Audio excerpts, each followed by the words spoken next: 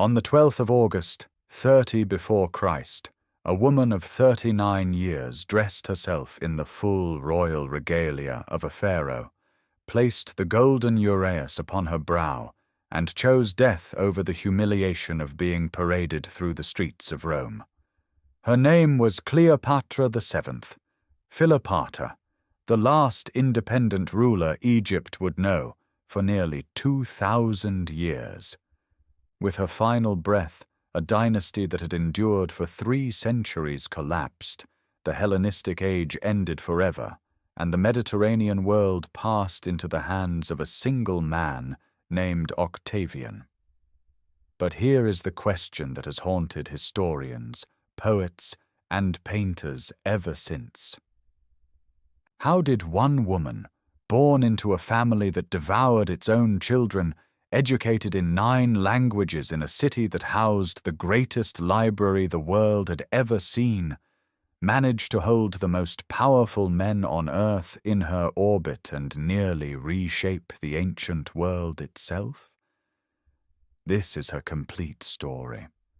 Not the Hollywood fantasy, not the Roman slander, not the seductress of legend reduced to coal-lined eyes and a golden barge. This is the full life, told from the beginning, when a Greek Macedonian dynasty seized Egypt from the corpse of Alexander the Great's empire and built Alexandria into the intellectual jewel of the Mediterranean.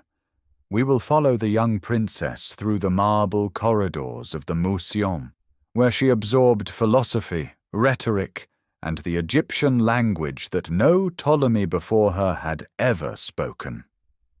We will witness her first taste of power at 17, sharing a throne with a 10-year-old brother whose advisors would drive her into the desert within 2 years.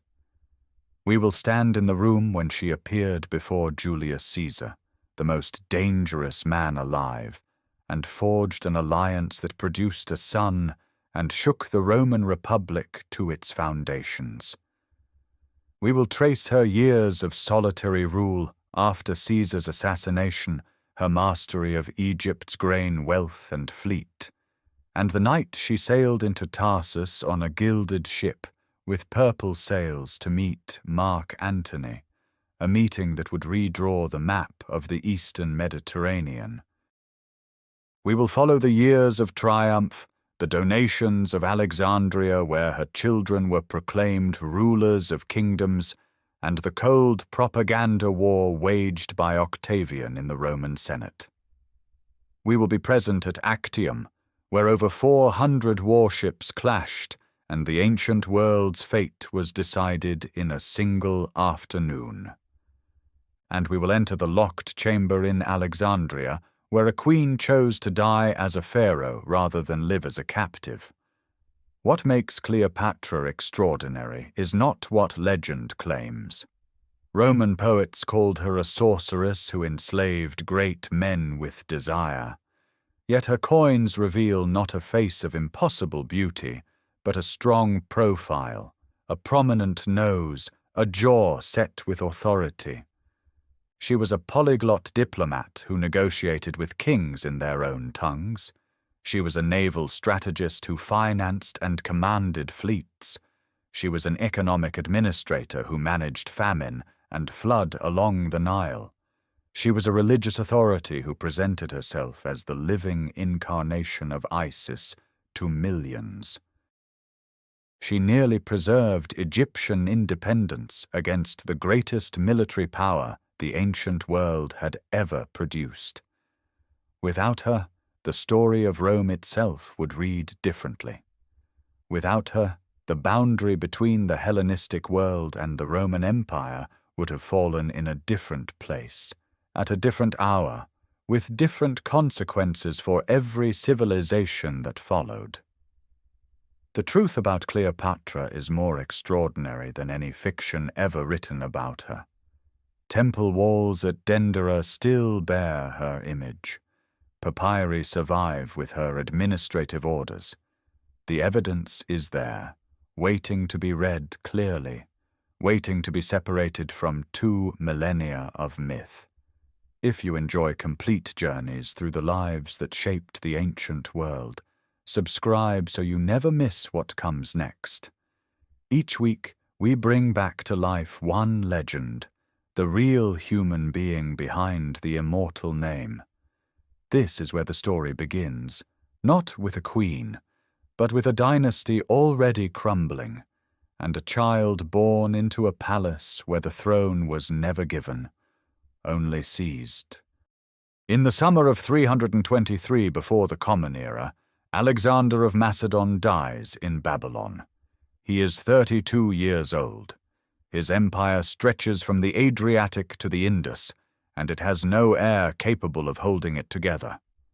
Within hours of his final breath, his generals begin dividing the world among themselves like wolves circling a fallen lion. One of them is Ptolemy, son of Lagos, a childhood companion of Alexander, a man of patience and cunning rather than brilliance. He does not reach for the whole empire, he reaches for Egypt. He understands what others do not, that Egypt is a fortress. The desert protects it on 3 sides, the Nile feeds it without fail, its grain can feed armies or starve them. Ptolemy seizes Alexander's corpse during its funeral procession and diverts it to Memphis, then eventually to a golden sarcophagus in the city Alexander himself had founded on the Mediterranean coast, Alexandria.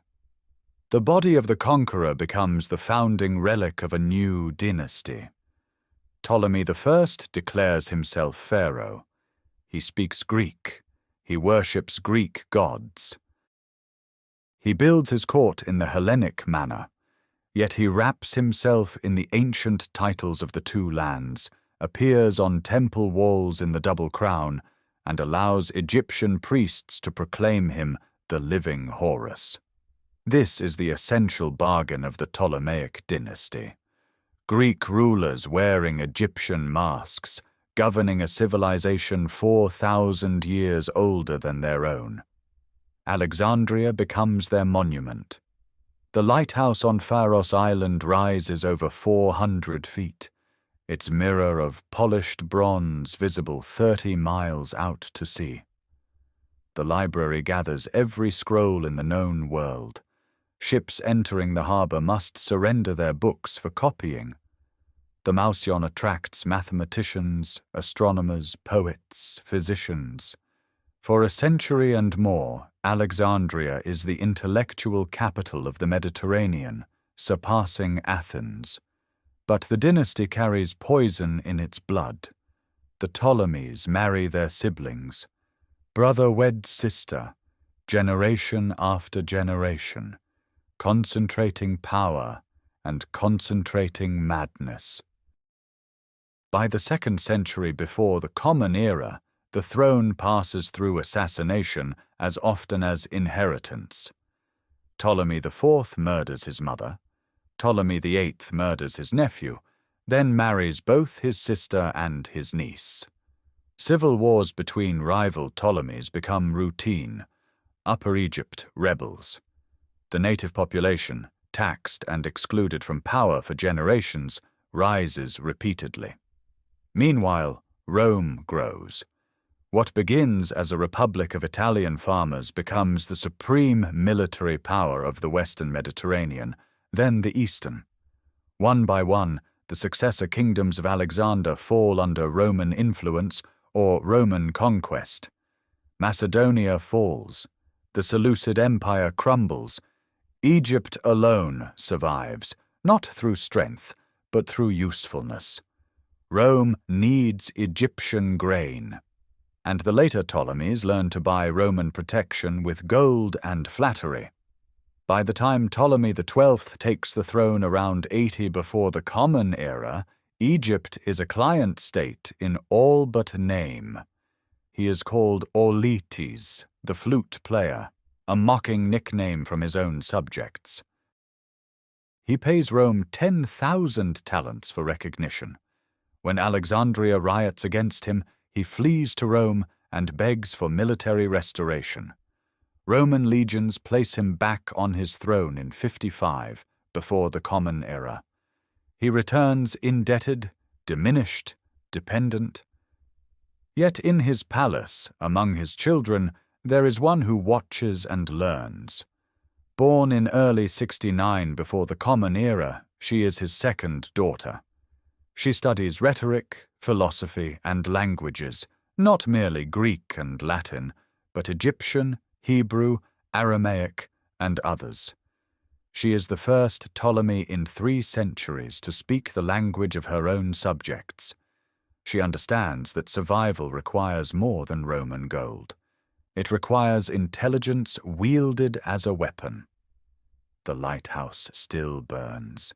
The library still stands. But the dynasty is hollowed out, waiting for its final act.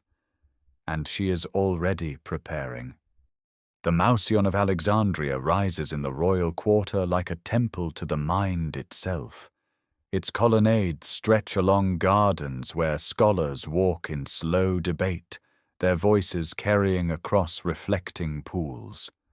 Within its halls, papyrus scrolls number in the hundreds of thousands, the accumulated knowledge of Greece, Egypt, Babylon, Persia, and India, gathered and copied by generations of royal patronage.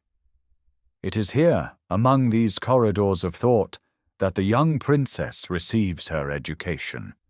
She is not yet 10 years old when her father first flees Alexandria in 58 before the Common Era, driven out by a populace enraged at his submission to Rome. The elder daughter, Berenice IV, seizes the throne in his absence. The child Cleopatra remains in the palace, watching power change hands with the swiftness of a blade drawn across silk. She observes how her sister rules for 3 years, how alliances form and dissolve, how legitimacy is performed through temple ritual and coin portrait alike. When Auletes returns with Roman swords in 55, Berenice is executed. The lesson is absolute. In this family, failure is death. The princess studies under tutors drawn from the Mausion's finest minds. She masters rhetoric in the Greek tradition, the art of persuasion that transforms words into instruments of statecraft. She reads philosophy, absorbing the political thought of Aristotle and the Stoics. She studies mathematics, astronomy, medicine, and economics. But her most remarkable achievement is linguistic. Ancient sources, particularly Plutarch writing a century and a half later, record that she spoke 9 languages with fluency: Greek, Egyptian, Hebrew, Aramaic, the tongue of the troglodytes, Ethiopian, Arabic, Median, and Parthian. Whether the precise count is accurate or slightly embellished by later tradition, the core fact remains extraordinary. No Ptolemaic ruler before her had condescended to learn Egyptian. She masters it, and in doing so, she gains something no ancestor possessed: direct access to the priesthoods, the temples, the millions who work the black soil of the Nile Valley. Alexandria itself is her classroom beyond the Mausion walls. The city pulses with 250,000 inhabitants: Greeks, Egyptians, Jews, Syrians, Nubians, traders from as far as India. Its harbor receives grain ships and merchant vessels from across the Mediterranean.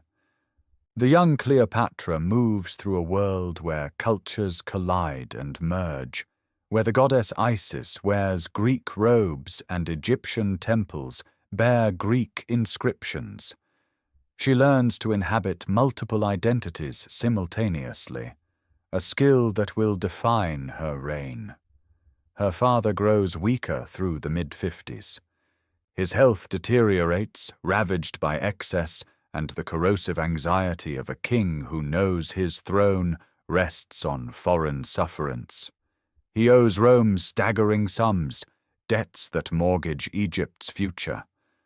The child watches him drink, perform for Roman creditors, and cling to a crown that grows heavier each year.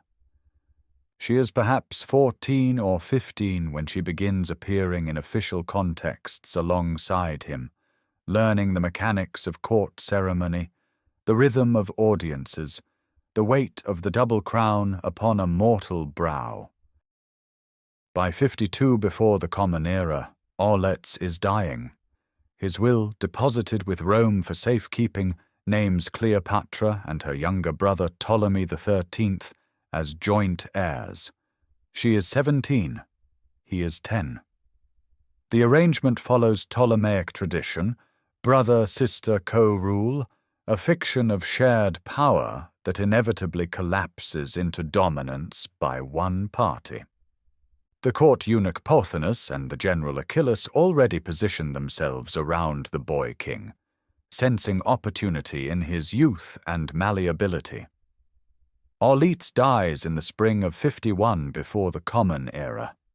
Cleopatra ascends to the throne she has spent her entire conscious life preparing to hold. She has watched a father humiliated, a sister beheaded, a dynasty crumble. She has armed herself not with legions but with languages, not with gold alone but with the rarest currency of the ancient world, understanding. She knows Rome, she knows Egypt, she knows the priesthoods and the merchants and the scholars. She is 17 years old, and she intends to rule alone. But intention and reality are different things in Ptolemaic Egypt. The double throne in the great audience hall of the Bruchaion Palace holds two figures now, Cleopatra, 18, and her brother Ptolemy XIII, barely 10 years old. Between them stretches not merely the polished stone armrest, but an unbridgeable chasm of ambition, faction, and blood. The boy sits rigid in his royal linen, a child manipulated by men who understand that a pliable king is more useful than a capable queen. Pothinus controls the treasury. This is no minor appointment. The eunuch regent commands the flow of grain revenues, harbour taxes, and the gold reserves that keep Egyptian sovereignty alive in a Mediterranean dominated by Roman legions. He is shrewd, patient, and utterly committed to ruling through the boy. Beside him stands Achilles, commander of the Ptolemaic army, a force of perhaps 20,000 men, including Gabiniani, the Roman soldiers left behind years earlier by Aulus Gabinius when he restored Auletes to power. These men have gone native, married Egyptian women, grown comfortable in Alexandria. They answer to Achilles, not to the queen. Cleopatra moves quickly in her first months. Coins minted in 51 and 50 before the Common Era show her image alone, without her brother, a deliberate assertion of primacy. Administrative papyri from Upper Egypt bear her name first, his second. She engages directly with the Egyptian priesthoods, appearing at temple ceremonies in the traditional pharaonic manner, reinforcing the bond with native populations that her Greek-speaking court largely ignores. She understands what Pothinus does not, that Egypt's strength lies not in Alexandria alone, but in the vast agricultural heartland along the Nile, where millions of Egyptian-speaking farmers sustain the kingdom's wealth. But the Nile itself betrays her. The annual flood fails in these years, bringing famine and unrest to the countryside. Grain prices surge. The population grows restless. Pothinus and his faction exploit every crisis, whispering to courtiers and garrison commanders that the queen's independent policies have angered the gods, that proper order demands the king's authority be restored to its rightful place. The palace becomes a nest of surveillance and suspicion, servants reporting to Pothinus, guards loyal to Achilles watching every corridor. By late 50 before the Common Era, the fracture is open. Cleopatra's name begins to disappear from official documents. Decrees issued from Alexandria now place Ptolemy's name first or omit hers entirely. The faction around the boy king has consolidated its grip on the bureaucracy, the military, and the treasury. Cleopatra finds herself queen in title but prisoner in function, her orders ignored, her allies isolated or removed. Sometime in 49 before the Common Era, the break becomes physical. Cleopatra is driven from Alexandria, whether by formal decree or by the simple reality that remaining means death. The sources are frustratingly vague on the exact mechanism. What is clear is that she does not flee into obscurity. She travels east beyond the delta, into the harsh borderlands between Egypt and the Levant. She reaches the region around Ashkelon and the fringes of the Sinai, and there she does something remarkable. She raises an army. With what resources, from what allies, the ancient sources do not fully explain. But mercenary forces in the eastern Mediterranean are available to anyone with gold and persuasion, and Cleopatra possesses both.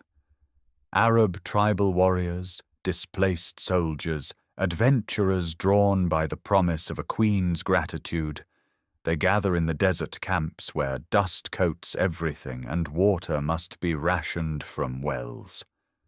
The young queen who grew up among scrolls and philosophers now walks among rough men, sharpening bronze-tipped spears under canvas shelters, battered by desert wind. She is 20 years old, exiled, stripped of her capital, facing an entrenched regime backed by a professional army. Any reasonable calculation of power suggests she has lost.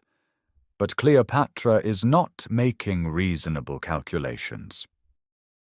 She is making the one calculation that matters, that the world is about to change, that Rome's civil war between Caesar and Pompey is sweeping toward Egypt like a storm across open water, and that whoever stands ready when that storm breaks will determine who rules the Nile. In the desert, she waits. She drills her small army. And she watches the eastern horizon, where history is racing toward her faster than anyone in Alexandria can imagine. The storm arrives on the 28th of September, 48 before the Common Era. A small boat rows out from the Egyptian shore near Pelusium, carrying a gift for Gnaeus Pompeius Magnus, Pompey the Great, who stands aboard his galley watching the coastline with the wary eyes of a hunted man. He has fled Greece after the catastrophe at Pharsalus, where Caesar's legions shattered his army 6 weeks earlier. Egypt, he believes, owes him sanctuary. He once supported the young king's father. But the men in that approaching boat serve a different calculation. As Pompey steps aboard, the blades find him.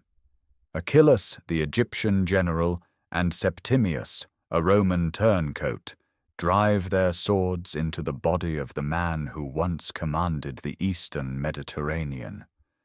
They sever his head. They leave the trunk naked on the sand for the tide to worry. 4 days later, Gaius Julius Caesar enters Alexandria's great harbour with 4,000 legionaries and 800 cavalry aboard a modest fleet. He comes not as conqueror, but as consul of Rome, pursuing his defeated rival. The Ptolemaic court presents him with Pompey's severed head preserved in salt, expecting gratitude. According to later sources, Caesar turns away. Whether from genuine grief for his former son-in-law or political calculation that a murdered Roman consul demands Roman justice, he refuses to reward the killers.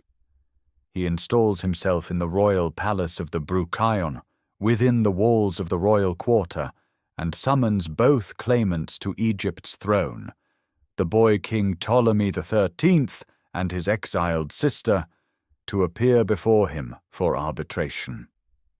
The palace fills with tension. Pothinus and his faction surround the young king, whispering that Caesar means to restore the woman they expelled. Egyptian troops under Achilles' mass outside the city. Caesar holds the palace with a force absurdly small for the situation, a few thousand Romans in a city of 500,000, surrounded by 20,000 hostile soldiers. It is into this volatile arrangement that Cleopatra makes her entrance. She cannot march through Alexandria's streets. Ptolemy's men control every gate. The ancient sources describe what follows with varying detail, but the core survives in Plutarch's account written a century and a half later. A Sicilian merchant named Apollodorus sails a small boat into the harbor at dusk. He carries a linen sack, or bedroll, the Greek word admits both readings, and within it lies the 21-year-old Queen of Egypt, smuggled past guards and checkpoints into Caesar's private chambers. The image has endured for 2,000 years precisely because it captures something essential about Cleopatra's political genius: the willingness to stake everything on a single audacious gesture, the understanding that spectacle itself is power. She arrives not as a supplicant, but as a performance, young, brilliant, speaking flawless Greek to a man who prizes eloquence, presenting herself as the legitimate sovereign wrongfully deposed by eunuchs and children. Caesar is 52 years old, the most powerful man alive, fresh from destroying the last army that could challenge him. He has no legal obligation to favor either sibling, but Cleopatra offers what Ptolemy's faction cannot: an alliance with a ruler who commands Egypt's grain wealth and understands that Rome's protection is the only currency that matters. By morning, the decision is effectively made. When Ptolemy XIII arrives at the palace and finds his sister already installed beside Caesar, the young king tears the diadem from his own head and hurls it to the ground in fury, rushing into the streets crying betrayal to the Alexandrian mob. Caesar calms the crowd with promises of arbitration. He publicly reads the will of Ptolemy XII, which names both children as co-rulers. But everyone in Alexandria understands the reality beneath the legal fiction. The Roman dictator has chosen his pharaoh. The war that follows will determine whether that choice holds, but in this single night, in a linen sack carried through darkness across Black Harbor water, Cleopatra has transformed herself from desert exile into the partner of the man who rules the world. The choice holds for barely a week before Alexandria erupts. Pothinus, the eunuch regent, has no intention of surrendering power to a 21-year-old queen propped up by a Roman general with only 4,000 legionaries. He sends secret messages to Achilles, commander of the royal army, 20,000 soldiers, many of them Roman deserters hardened by years of garrison service in Egypt. By mid-October of 48 before the Common Era, that army is marching on Alexandria. Caesar finds himself trapped. He holds the royal quarter, the Bruchaion, a narrow strip of palaces and colonnades pressed between the great harbor and Lake Mareotis. His forces are absurdly small for a city of 500,000. The streets of Alexandria are not the open plains where Roman discipline conquers. They are narrow, stone-paved corridors flanked by buildings 3 and 4 stories high, perfect for ambush. Achilles' troops pour into the city from the south and east, and the fighting becomes a grinding urban siege unlike anything Caesar has faced in Gaul or Greece. Barricades rise across intersections, walls are pierced for missile fire. Alexandrian civilians join the defense of their city against the foreign occupier, hauling stones to rooftops, flooding streets with debris. Caesar orders his men to fortify, block by block, seizing buildings, demolishing houses to create fire breaks and defensive lines. The palace quarter becomes a fortress within a hostile city. Then comes the fire. Sometime in late October or November, Caesar orders the Egyptian warships in the harbor set ablaze to prevent them from falling to Achilles. The flames leap from vessel to vessel across the crowded docks.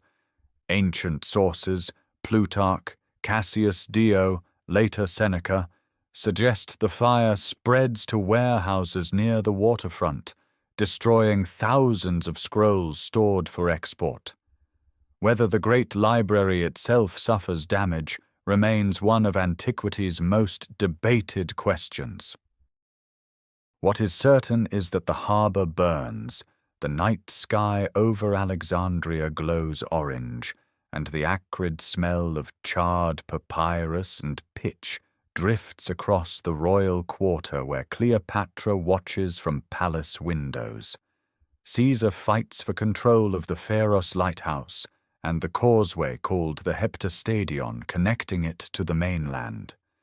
During one assault on the causeway, his soldiers are overwhelmed and driven back. Caesar himself is forced into the water. According to multiple sources, he swims to safety while holding documents above the waves with one hand, his purple cloak clenched between his teeth, or abandoned to the enemy as a trophy. He nearly drowns. The man who conquered Gaul, who crossed the Rubicon, comes within moments of dying in an Egyptian harbor. The siege grinds through the winter months. Reinforcements arrive. Mithridates of Pergamum leads a relief force overland through the Sinai and the Delta. In January of 47 before the Common Era, the decisive engagement comes not in Alexandria's streets, but along the Nile. Ptolemy XIII, now commanding what remains of the royal army, moves south to intercept Mithridates. Caesar breaks out of the city and joins the relief column. The two forces meet near the Nile, and the battle is swift and devastating. The royal army collapses. Ptolemy XIII flees. His boat, overloaded with soldiers desperate to escape, capsizes in the Nile. The boy king drowns. He is 15 years old. When his body is recovered, still wearing golden armor, Caesar has it displayed to prove the war is over. There is no burial with honors, no elaborate Ptolemaic funeral procession. The brother who tore his diadem from his head in rage is pulled from river mud, a cautionary footnote in his sister's story. Cleopatra is restored to the throne. Caesar installs her youngest brother, Ptolemy XIV, as nominal co-regent, a child of 11, no threat to anyone. The eunuch Pothinus has already been executed during the siege, caught sending intelligence to Achilles. Achilles himself was murdered by a rival general before the final battle. Every man who conspired to exile Cleopatra is now dead. She stands again in the great audience hall of the Bruchaion, the double crown of Upper and Lower Egypt upon her head. The palace corridors still smell of smoke. Scorch marks darken the harbor walls. But the throne is hers, secured by Roman swords and her own relentless will. And within her, already, grows the child who will change everything, the son she will name Ptolemy Caesar, whom Alexandria will call Caesarion, the little Caesar. In the spring of 47 before the Common Era, a royal barge unlike anything seen in living memory glides south from Alexandria onto the broad green waters of the Nile. It stretches nearly 300 feet, according to later accounts, a floating palace of cedar wood and gilded columns, its deck shaded by purple canopies, its hull carved with lotus and falcon motifs. Musicians play from the stern. Incense drifts across the water. On board are Cleopatra VII, now 22 years old and secure upon her throne, and Gaius Julius Caesar, the most powerful man in the Roman world. 400 warships follow in their wake. This is no pleasure cruise, it is a political procession. Cleopatra is showing Caesar the kingdom he has restored to her, the vast agricultural engine that feeds the Mediterranean. They pass temple complexes at Dendera and Thebes, where priests bow before the queen they recognize as the living incarnation of Isis. She is performing sovereignty for her Roman protector, demonstrating that Egypt is not merely a client state to be absorbed, but a functioning civilization with its own divine order, its own wealth, its own legitimacy. Caesar, for his part, sees the grain fields stretching to the horizon and understands what every Roman strategist knows. Whoever controls Egypt controls the bread supply of the world. The voyage lasts weeks, somewhere along the Upper Nile, perhaps near the ancient borders of Nubia. The fleet turns back. Caesar has wars waiting, Pharnaces in Pontus, the remnants of the Pompeian faction in Africa. He departs Egypt in the early summer, leaving 3 legions behind to guarantee Cleopatra's security. She is already carrying his child. On the 23rd of June, 47 before the Common Era, Caesarion is born. Cleopatra names him Ptolemy Caesar, a name that fuses 2 of the ancient world's most powerful bloodlines. To her Egyptian subjects, the child is the son of a goddess.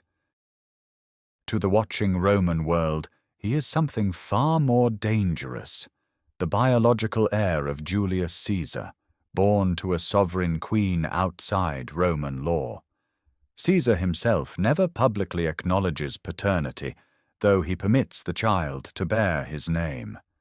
He is entangled in campaigns, the lightning victory over Pharnaces, the brutal African war against Cato and Scipio. But in 46 before the Common Era, he summons Cleopatra to Rome. She arrives with Caesarion and her nominal co-regent, the adolescent Ptolemy XIV. Caesar installs her in his villa across the Tiber, in the gardens of the Janiculum. The Queen of Egypt now resides within walking distance of the Roman Forum. The scandal is immediate and deliberate. Caesar erects a golden statue of Cleopatra in the temple of Venus Genetrix, his own ancestral goddess. The message is unmistakable. The foreign queen stands alongside the divine lineage of the Julii. Roman aristocrats are appalled. Cicero, who visits Cleopatra during this period, later writes of her with barely concealed contempt. The Senate whispers about monarchy, about Eastern corruption, about a dictator who places a foreign woman and her bastard son at the heart of the Republic. These whispers will prove fatal. For nearly 2 years, Cleopatra remains in Rome, conducting diplomacy, observing the machinery of the power that holds her kingdom's fate. She watches Caesar accumulate honors, Dictator Perpetuo, his face on coins, a month renamed in his glory. She watches the Republic bend toward something it has never been. Then comes the 15th of March, 44 before the Common Era. Caesar walks into the Senate meeting at the Theatre of Pompey. 23 senators surround him. The daggers rise and fall. He collapses at the base of Pompey's statue, pierced 23 times. Within weeks, Cleopatra gathers her household, her infant son, and her brother, and sails for Alexandria. Rome has become a death trap. The man who guaranteed her throne, who fathered her heir, who placed her golden image among the gods, lies on a funeral pyre in the Forum. She is 25 years old, alone among wolves, and she carries home the only living son of Julius Caesar, a child whose very existence is now the most dangerous political fact in the Mediterranean world. She returns to a kingdom that has not missed her. The Alexandrian court functions as it always has, through inertia, through bureaucracy, through the slow grinding of grain taxes and temple revenues that flow regardless of who wears the double crown. But Cleopatra returns changed. She has seen Rome.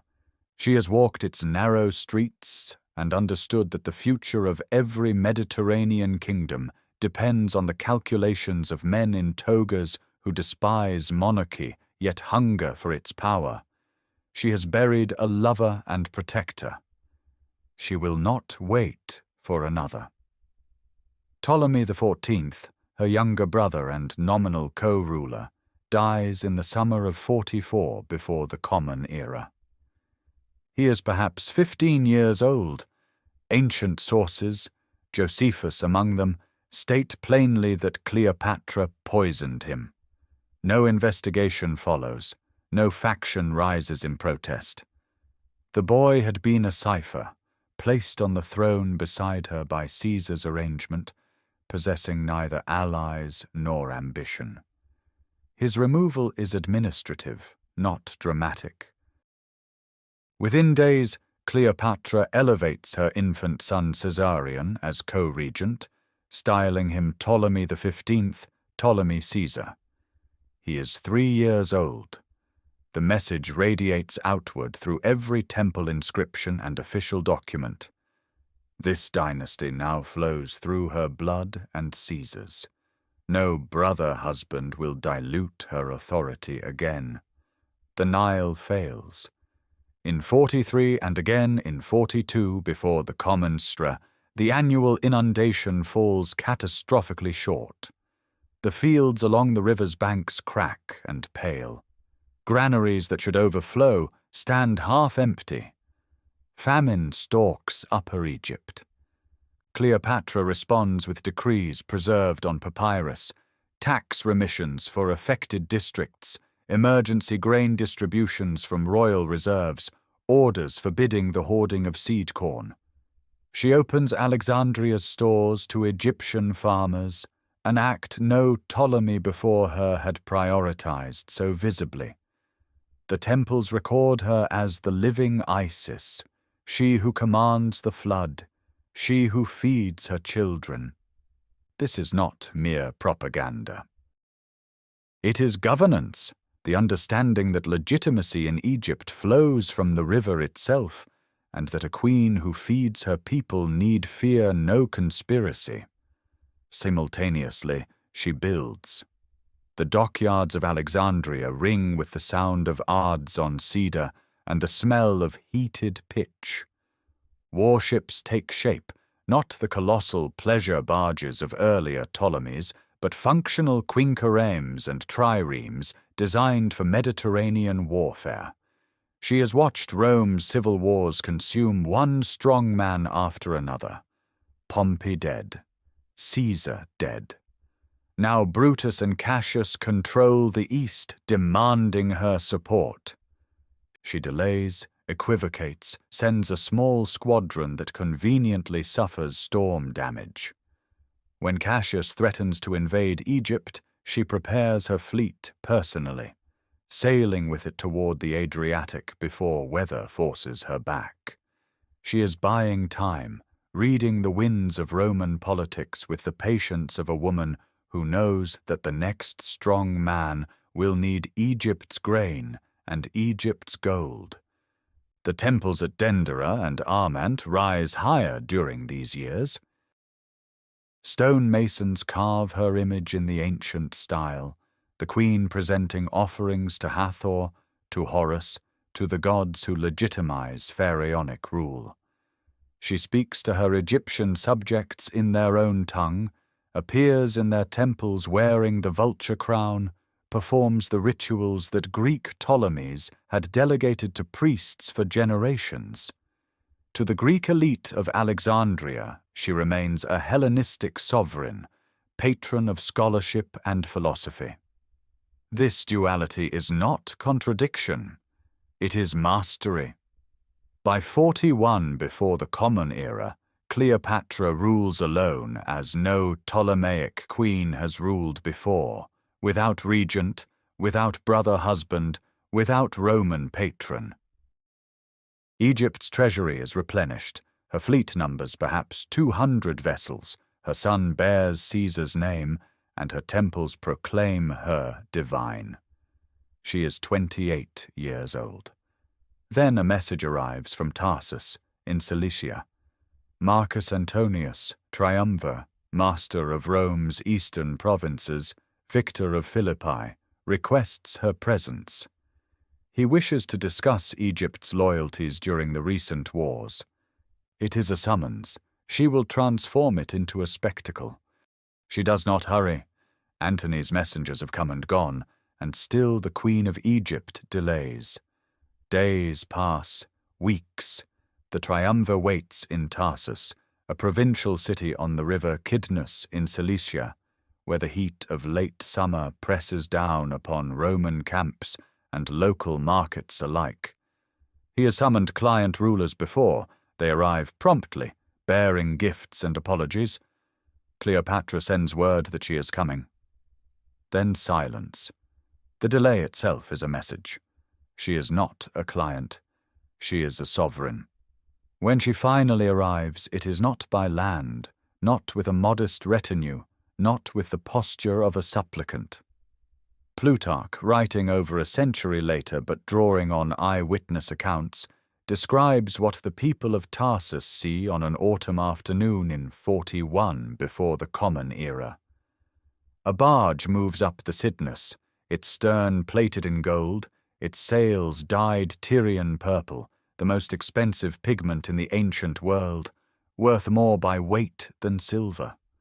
Oars of silver dip into the water in rhythm, keeping time to the sound of flutes and lyres and pipes. The perfume of incense drifts from the vessel across the riverbanks, where crowds have gathered in astonishment. Cleopatra reclines beneath a canopy of gold cloth, adorned in the manner of Aphrodite, the goddess of love, desire, and power over men's hearts. Attendants dressed as Nereids work the rigging. Boys costumed as Erotes fan her with ostrich plumes. The entire spectacle is calculated theatre on a scale that even Rome's triumphs cannot match, because it is not merely military grandeur, it is divine epiphany. The queen does not arrive at Tarsus, she manifests. Antony sits on a tribunal in the marketplace, preparing to receive her formally. The crowd melts away towards the river. He finds himself alone. The invitation must come from him. Would she dine with the triumvir? She declines. She invites him aboard instead. He accepts. What Antony encounters that evening surpasses anything in his considerable experience of luxury. The deck is lit by so many lamps hung from the rigging in geometric patterns that witnesses speak of it for years afterward. The banquet is extravagant beyond Roman custom, course after course, wines from every province, golden vessels that she gives away as parting gifts to each guest. The following night she hosts again, and the night after, each evening more lavish than the last. Plutarch records that Antony attempts to reciprocate with his own feast and is embarrassed by its crudeness in comparison. He laughs at himself, a quality Cleopatra reportedly cultivates in him, matching his soldier's humor with her own wit. But beneath the spectacle, negotiations proceed with precision. Cleopatra needs Roman military protection and recognition of Caesarion status. Antony needs Egyptian gold and grain to fund his planned campaign against Parthia, the great unfinished war that Caesar's assassination interrupted. Each possesses what the other requires. The alliance forms not despite the seduction but through it, pleasure and politics woven so tightly that later historians cannot separate them, which is perhaps the point. By the time the feasting ends, the terms are clear. Antony confirms Cleopatra's sovereignty over Egypt and Cyprus. In return, she will finance his eastern campaigns. He orders the execution of her sister Arsinoe, who has lived in sanctuary at the Temple of Artemis in Ephesus, a rival claimant eliminated at last. He agrees to winter in Alexandria. The meeting at Tarsus lasts only days, but it reshapes the Mediterranean world. Two powers have merged their interests, Rome's military supremacy and Egypt's inexhaustible wealth. For Cleopatra, this is not repetition of the Caesar alliance. She is older now, more experienced, ruling from strength rather than desperation. She does not need rescue. She needs a partner. In Antony Ordeer, charismatic, ambitious, generous, susceptible to grandeur, she finds one. Whether love enters the calculation at Tarsus or grows later in Alexandria, no source can say with certainty. What is certain is that when Antony's fleet follows hers south toward Egypt that winter, the political geography of the ancient world has shifted on its axis. Alexandria receives them in winter's soft light. The palace quarter, that sprawling complex of marble colonnades, gardens heavy with lotus and jasmine, private harbors where royal barges rest at anchor, becomes their shared world. Antony does not govern from here. He indulges, and Cleopatra, far from discouraging this, orchestrates it with precision. The ancient sources speak of a society the pair founded together, calling themselves the inimitable livers, those whose lives cannot be copied. Plutarch, writing a century later from earlier accounts, describes nightly banquets of staggering excess, courses beyond counting, kitchens roasting meat at every hour so that perfection might be served whenever the company desired it. Musicians fill the torchlit halls, dice rattle across tables inlaid with ivory. They hunt together in the marshes of the delta, fish from gilded boats, wander Alexandria's streets in disguise, she dressed as a servant girl, he as a common reveller, knocking on doors, playing pranks on bewildered citizens. The stories carry the scent of legend, yet Plutarch claims his source was a physician who witnessed the kitchens firsthand. But beneath the theatre of pleasure, calculation breathes. Every night Antony spends in Alexandria is a night he does not spend in Rome, where Octavian consolidates power among the Western legions. Every feast binds the triumvir deeper into Egyptian luxury, deeper into dependence on Egyptian gold.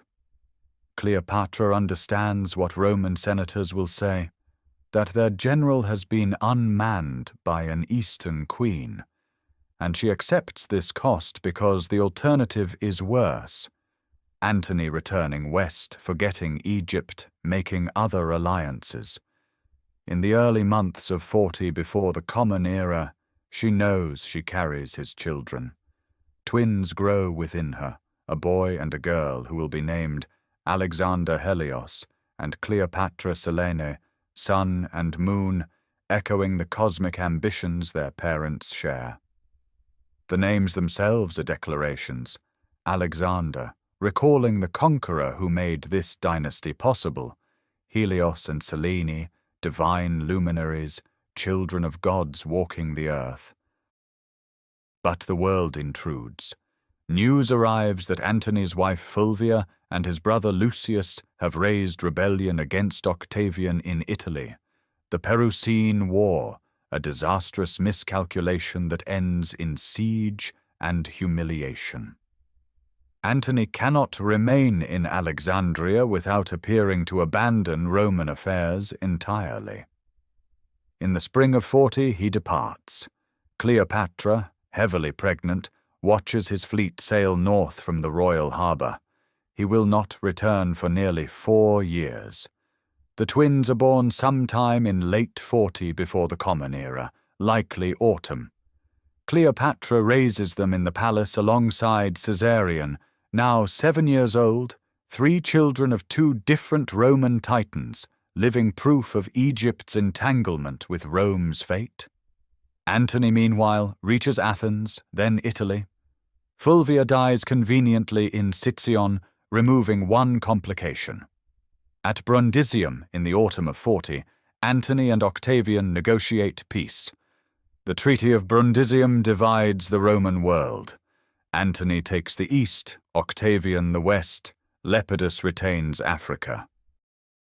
To seal this pact, Antony marries Octavian's sister, Octavia, a woman of renowned virtue and intelligence. The marriage is political cement, and Cleopatra knows it. From Alexandria she can do nothing but wait, govern, and ensure that when Antony looks east again, Egypt remains indispensable. She administers the grain supply through a difficult Nile flood, maintains her fleet, corresponds with client kings. The palace nurseries fill with the sound of children who may one day rule, or may one day be murdered, as Ptolemaic children so often are. For 3 years, Antony lives with Octavia in Athens, fathers 2 daughters, plays the Roman magistrate. Yet the East calls. Parthia remains unconquered, the great unfinished campaign that Caesar himself had planned before his murder. To wage that war, Antony needs what only Egypt can provide: limitless grain, gold, timber for ships, and a queen whose legitimacy anchors the entire eastern Mediterranean. By 37, he sends for Cleopatra. Not to Alexandria this time, but to Antioch, a meeting on neutral ground, where politics and desire will merge once more into something neither Roman nor Egyptian, but entirely their own. Antioch in the autumn of 37 before the Common Era is a city of colonnades and ambition. Here, in the capital of Rome's Syrian province, Antony and Cleopatra reunite after 3 years apart. But this is no lover's reunion dressed in rose petals. It is a negotiation between 2 powers who need each other desperately. Antony requires Egypt's treasury to fund the largest military campaign since Alexander the invasion of Parthia. Cleopatra requires Roman military backing to secure territories that will buffer Egypt against future threats. What emerges is a transaction of staggering scale. Antony grants Cleopatra control over vast swaths of the eastern Mediterranean, portions of Syria, Phoenicia's coastal cities, the cedar forests of Lebanon essential for shipbuilding, the balsam groves of Jericho, and parts of Cilicia. These are not gifts of infatuation. They are strategic concessions, payment in land for the grain, gold, and naval supplies that will march 60,000 Roman legionaries into the Parthian heartland. By the spring of 36, the army moves east. Antony leads his columns through Armenia and into the mountains of Media Atropatene, striking toward the Parthian vassal kingdom's capital. Cleopatra, now pregnant with their 3rd child, accompanies him as far as the Euphrates before turning south. She has done her part. The supply trains are loaded, the war chest full. What follows is catastrophe. Antony's siege train, 300 wagons carrying battering rams and artillery, falls behind the main force. Parthian cavalry annihilates it entirely, leaving the Roman army without the means to breach fortified walls. The siege of Phraspa drags on through summer into autumn. Supplies dwindle. Parthian horse archers harass every foraging party, every water detail. When Antony finally orders retreat, it becomes a nightmare march through mountain passes in early winter.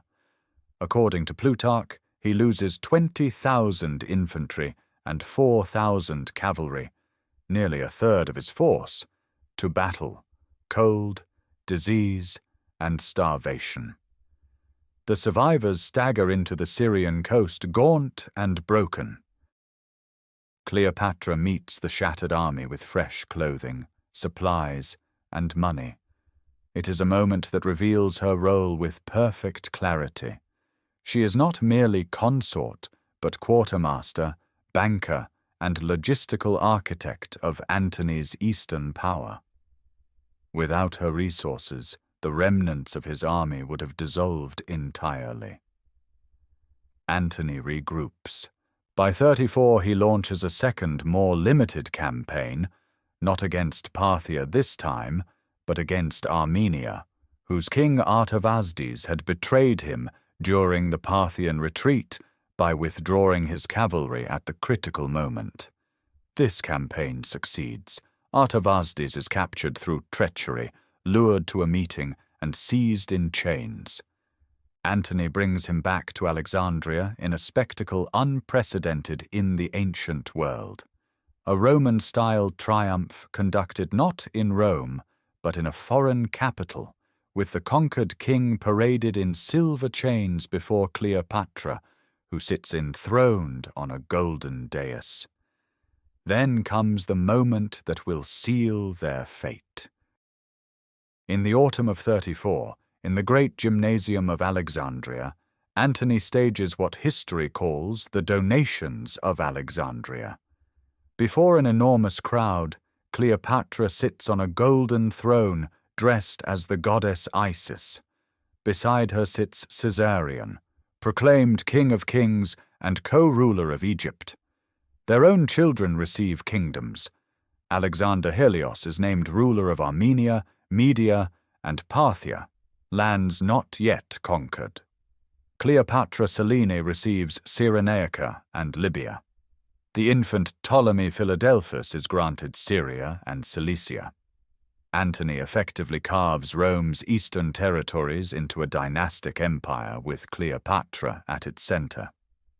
In Rome, Octavian reads the reports with cold satisfaction.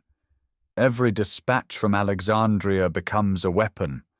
The donations are not merely a political miscalculation. They are the casus belli that Octavian has been waiting for.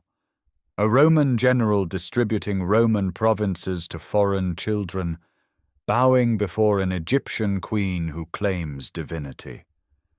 The Senate does not need to be persuaded. It needs only to be shown. And Octavian will show them everything. Octavian does not rage. He calculates. Through the winter of 33 and into 32 before the Common Era, the young heir of Caesar constructs his case with the patience of a mason laying stone upon stone. Each report from the east becomes mortar. Each rumor becomes architecture. In the cool marble halls of his residence on the Palatine, surrounded by secretaries and loyal senators, he shapes a narrative that will outlast any battle. The weapon is not a sword. It is language. Pamphlets circulate through Rome's forums, unsigned, untraceable, yet bearing the unmistakable precision of Octavian's circle. They speak of Antony enslaved, unmanned, kneeling before a foreign queen who paints her eyes with kohl and claims to be a goddess. They describe banquets of obscene luxury while Roman soldiers starve in eastern garrisons. They whisper that Antony has promised to move the capital to Alexandria, that he intends to rule not as a Roman, but as an Eastern king, that the Republic's last defender is Octavian alone. The genius of the campaign lies in its target. Octavian never declares war on Antony, not yet. To attack a fellow Roman, a triumvir, a man who commanded legions at Philippi, would divide the Senate. Instead, every accusation falls upon Cleopatra. She is the sorceress, the corrupter, the foreign monarch who has stolen a Roman general's mind. The distinction is legally meaningless, but politically masterful. Romans who still admire Antony can support war against Egypt without betraying their old commander. Antony responds clumsily. From Athens, where he winters with Cleopatra and his fleet, he sends letters defending the donations, reminding the Senate of his conquests, demanding recognition of Caesarion as Caesar's legitimate heir. Each defense only confirms Octavian's narrative. In the spring of 32, Antony formally divorces Octavia, Octavian's sister, the patient Roman wife who has raised Antony's children in his absence. The divorce is a gift to Octavian. Octavia weeping in Rome is worth 10 legions. Then comes the stolen will. Octavian's agents, or perhaps defectors from Antony's camp, the sources disagree, deliver a document said to be Antony's testament, deposited with the Vestal virgins. Octavian seizes it, an act of breathtaking illegality. He reads selected passages before the Senate. Antony wishes to be buried in Alexandria beside Cleopatra. He acknowledges Caesarion as Caesar's true son. He bequeaths eastern territories to his children by the Egyptian queen. Whether the will is genuine, altered, or fabricated entirely remains unknowable. It does not matter. The Senate erupts. The formal declaration comes in the autumn of 32. The fetial priests perform the ancient ritual, a bloodied spear hurled toward the east, toward the enemy. But the enemy named is not Marcus Antonius. It is Cleopatra, Queen of Egypt. Rome declares war on a woman, on a foreign sovereign who has dared to reach for Roman power. Across the sea, Cleopatra understands perfectly what has happened. She has been made the villain in a Roman story, the Eastern menace that justifies Octavian's consolidation of absolute power. Yet she does not retreat. Her treasury funds the largest fleet assembled in the Eastern Mediterranean, hundreds of warships, transports laden with grain, mercenary crews from a dozen nations. She will sail with Antony to Greece, meet Octavian's forces on open water, and settle the question of the world's mastery in a single season. The propaganda has done its work in Rome. Poets already compose verses against her. Horace will call her a fatale monstrum, a deadly portent. But propaganda cannot sink ships. As 31 before the Common Era opens, both sides gather their forces in Greece, and the war of words gives way to the war of bronze and timber. The narrow strait of Actium awaits. The Ambracian Gulf is a trap disguised as a harbour.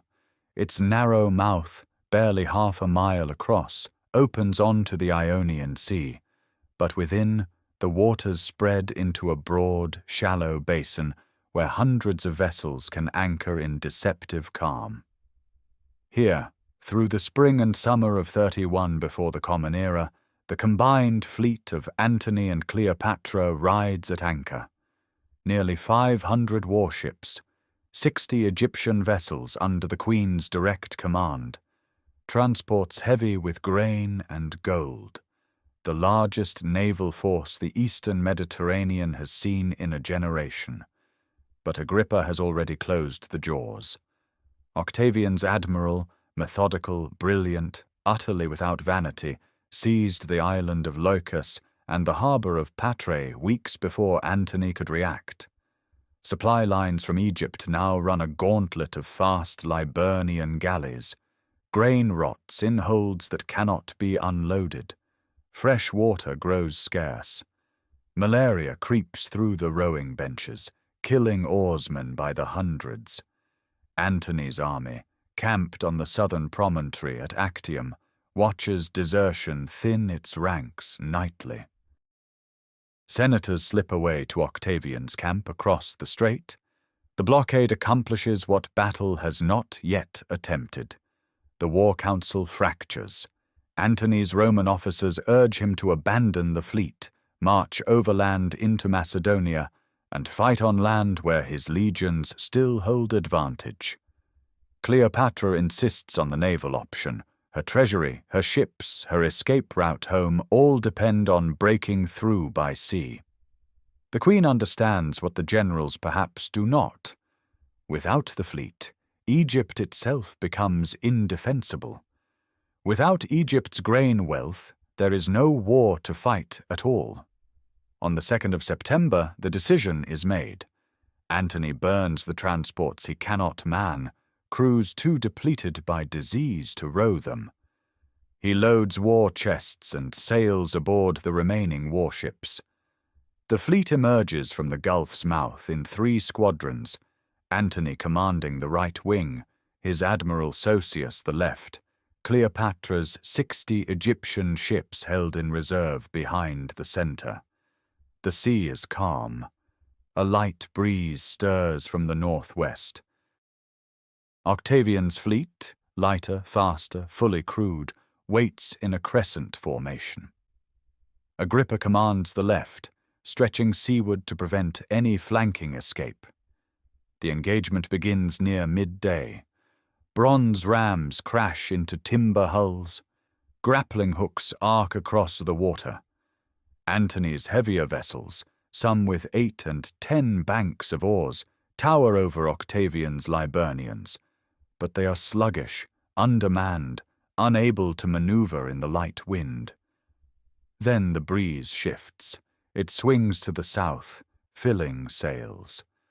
And Cleopatra acts. Her squadron raises mast and canvas, an extraordinary decision in the midst of battle, when ships normally fight under oar alone, and drives through the gap in the center where the fighting lines have separated. The Egyptian ships break through into open water, heading south. Within minutes, Antony sees her purple sail pulling away. He transfers from his flagship to a lighter quinquereme and follows, abandoning his fleet in the midst of combat. The remaining ships fight on for hours, not knowing their commanders have fled. Fire arrows arc into rigging. Vessels burn to the waterline. By evening, the fleet surrenders or sinks. 19,000 men are dead or captured. Antony's land army, leaderless, negotiates terms within the week. Was it planned, a desperate breakout agreed upon in advance? Or did Cleopatra flee in panic, and Antony follow in lovesick abandon? Ancient sources disagree. Plutarch suggests prior arrangement. Octavian's propagandists insist on cowardice and feminine treachery. The military logic supports a planned escape, the loaded war chests, the sails prepared, the reserve position of the Egyptian squadron. But the execution was catastrophic, a breakout that saves the queen and her treasury while sacrificing 300 warships, and the loyalty of every Roman officer is not victory. It is survival purchased at the price of empire. The 2 fugitives sail south through autumn seas. Antony sits alone at the prow for 3 days, speaking to no one, so Plutarch records. Cleopatra's ship reaches the Libyan coast, then turns east toward Alexandria. Behind them, the world they built together collapses with astonishing speed. Legions defect. Client kings send envoys to Octavian. The Eastern Empire dissolves like salt in water. What remains is Egypt alone, and a single year of borrowed time. Alexandria receives its queen in silence. The harbor that once roared with commerce and naval ambition now feels hollowed, expectant. It is autumn of 31 before the Common Era, and Cleopatra enters the great harbour with her surviving ships, their prows wreathed in garlands, a deception, Plutarch tells us, meant to disguise defeat as victory until she can secure her position within the palace. The ruse buys hours, perhaps days, but the truth spreads through the city like fever. The months that follow are a slow unravelling. Antony, broken by shame, withdraws to a small dwelling he builds on a causeway extending into the harbour, a place he calls the Timoneum, after Timon of Athens, the legendary misanthrope who rejected all humanity. He speaks to almost no one. The man who commanded 40 legions and feasted with kings now sits alone above the water, watching ships come and go with news that grows worse with each tide. Cleopatra does not retreat. She governs. Papyri from this period suggest continued administrative orders, grain distributions, temple dedications, the machinery of state grinding forward, even as the state itself crumbles. She executes potential rivals, secures the treasury, and begins a remarkable project, dragging warships overland from the Nile to the Red Sea, hoping to establish a fleet beyond Octavian's reach. Arabian Nabateans burn the ships before they can launch. Every escape route closes. Through the winter and spring, the desertions accelerate. Herod of Judea, once Antony's creature, pledges allegiance to Octavian. The governor of Cyrenaica defects. Client kings across Syria and Asia Minor send tribute east to the new master. Antony rouses himself, rejoins Cleopatra in the palace, and together they form a new society, the Companions of Death. Plutarch names it, a grim echo of their earlier inimitable life, now dedicated to feasting through the final days. Cleopatra sends her son Caesarion south toward the Red Sea ports, laden with treasure, with instructions to flee to India if necessary.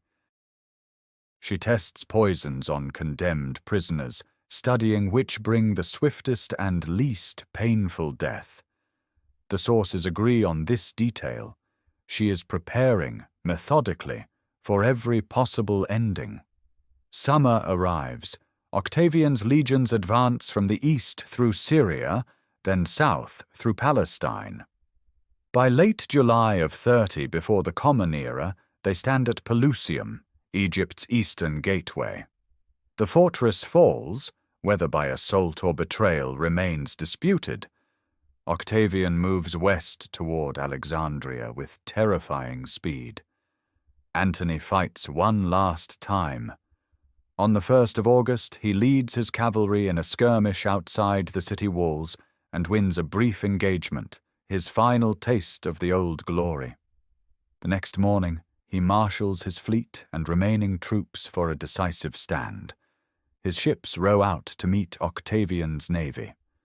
Then, in full view of the harbour, they raise their oars in salute and defect. His cavalry follows. The infantry melts away. Antony returns to the palace raging that Cleopatra has betrayed him. She flees to her mausoleum, that massive stone tomb she has built adjoining the temple of Isis, and bars the doors. Word reaches Antony that she is dead. Whether she sends this message deliberately or it travels by rumor, no source can confirm. But Antony hears it and acts. He drives his sword into his own abdomen. The wound does not kill immediately. When he learns Cleopatra lives, he begs to be carried to her. Her servants haul him upward through a window of the mausoleum. She will not open the doors, fearing capture. Plutarch describes her face smeared with blood as she and her women pull the dying man inside. He dies in her arms, asking for wine, urging her to trust only Gaius Proculeius among Octavian's men. It is the 1st of August, 30 before the Common Era. The palace corridors echo with the boots of Roman soldiers. Octavian's agents approach the mausoleum. Cleopatra holds the last of the Ptolemaic treasury, the body of her lover, and whatever remains of her dignity. She has perhaps 12 days left to live. The torches gutter in the August heat. Incense rises from altars no priest tends. Somewhere south on the Nile Road, a 17-year-old boy named Caesarion rides toward a border he will never cross. Octavian enters Alexandria on the 1st of August, 30 before the Common Era, and finds a city that does not resist. The gates open. The garrison surrenders. The young conqueror, he is 32, moves through streets that have known 3 centuries of Ptolemaic rule, and he understands that the dynasty's final breath depends on the woman barricaded inside her own mausoleum. She has locked herself within the tomb she built adjoining the Temple of Isis, near the royal quarter. The structure is massive, 2 stories of white stone, its doors sealed and barred from within. With her are 2 serving women, Iris and Charmian, and the collected treasure of Egypt's last queen: gold, silver, emeralds, pearls, ebony, ivory, and vast quantities of cinnamon. She has ordered kindling and torches stacked among the wealth. The threat is unmistakable. If Octavian storms the building, she will burn everything, herself included, and deny him the treasure he needs to pay his legions. Octavian sends Gaius Proculeius, the very man Antony named as trustworthy. Negotiations proceed through the sealed door. Cleopatra demands her children inherit Egypt's throne. Octavian offers nothing concrete, but keeps her talking. While Proculeius holds her attention at the entrance, another officer, Cornelius Gallus according to some accounts, approaches from behind. Roman soldiers scale the building, enter through an upper window. They seize her before she can reach a dagger hidden in her robes. Plutarch records that she attempts to stab herself, but is disarmed. She is now a prisoner, though treated with elaborate courtesy. Octavian permits her to embalm and bury Antony. He visits her in person. She lies on a pallet, hair disheveled, face drawn with grief and self-inflicted scratches. According to Plutarch, she attempts to charm him, speaking of his adoptive father Caesar, producing old letters. Octavian remains unmoved. He is not Caesar. He is not Antony. He wants only her presence in his triumph. The living queen paraded through Roman streets in golden chains. Cleopatra understands this. She has seen what Rome does to captured monarchs. Vercingetorix was strangled in a dungeon after Caesar's triumph. Arsinoe, her own sister, was paraded in chains years earlier. The humiliation is unthinkable for a woman who has presented herself as Isis incarnate, who has ruled for 22 years, who has borne the sons of the 2 most powerful Romans of her age. The days between the 1st and 12th of August pass in quiet preparation. She obtains permission to visit Antony's tomb, where she makes offerings and speaks her farewell. She bathes. She dresses in full royal regalia, the golden diadem, the robes of Isis, the sacred uraeus upon her brow. She sends a sealed letter to Octavian requesting burial beside Antony. When his guards break open the chamber, they find her dead upon a golden couch, arranged as if sleeping. Iris lies at her feet, already gone. Charmian, barely alive, adjusts the diadem on her mistress's head. One guard demands whether this is well done. Charmian whispers that it is entirely fitting for the descendant of so many kings, then collapses. No asp is found in the room. 2 tiny puncture marks are reported on Cleopatra's arm, or perhaps not. The ancient sources disagree. Plutarch mentions the snake tradition, but notes uncertainty. Strabo suggests a poisoned pin or ointment. Dio Cassius reports no visible cause of death. Modern toxicologists observe that cobra venom produces violent convulsions inconsistent with the peaceful scene described. A concentrated plant poison, hemlock blended with wolfsbane and opium, as some scholars propose, would better explain the serene tableau. What is certain, she chose the hour, the manner, and the meaning. She died as pharaoh, in royal dress, attended by her women on the 12th of August, 30 before the Common Era. She was 39 years old. Octavian, reading her letter, sent physicians running. Too late, as she intended. He granted her final wish. She was buried beside Antony in the mausoleum she had built, with rites befitting a queen. The location of that tomb has never been found. Within days of her death, the machinery of Roman power erases what it cannot possess. Caesarion, 17 years old, the son of Julius Caesar and the last legitimate Ptolemaic heir, flees south toward the Red Sea ports, perhaps hoping to reach India. His tutors betray him. Octavian's agents intercept the boy, and on the advice of the philosopher Arrius Didymus, who reportedly counsels that 2 Caesars are 1 too many, the young man is executed. The method goes unrecorded. With his death, the bloodline of both Caesar and the Ptolemies is severed forever. Cleopatra's 3 children by Antony survive, for now. The twins Alexander Helios and Cleopatra Selene, aged 10, and young Ptolemy Philadelphus, aged 6, are paraded through Rome in Octavian's triumph of 29 before the Common Era. They walk in golden chains behind an effigy of their dead mother, a wax asp coiled upon her arm. The crowd roars. The boys vanish from history entirely. No record marks their fate. But Cleopatra Selene endures. She is raised in Octavia's household, educated as a Roman noblewoman, and eventually married to King Juba II of Mauritania. In her North African court, she mints coins bearing her mother's image, names her son Ptolemy, and preserves what fragments she can of a dynasty the world has consumed. Egypt itself becomes Octavian's personal province, not a senatorial territory, but the private estate of the emperor, its grain feeding Rome's 1,000,000 mouths. No senator may visit without imperial permission. The temples continue their rituals. Priests still carve hieroglyphs at Dendera, where Cleopatra's relief survives to this day. Her profile sharp, her crown the double uraeus, Caesarion standing behind her as a young god. But pharaonic sovereignty is finished.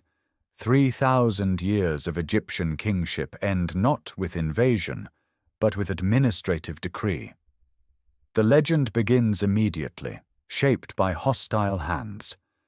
Horace writes his ode within a year of her death, calling her a fatal monstrum, yet grudgingly admitting she was no humble woman, that she sought no ignoble death.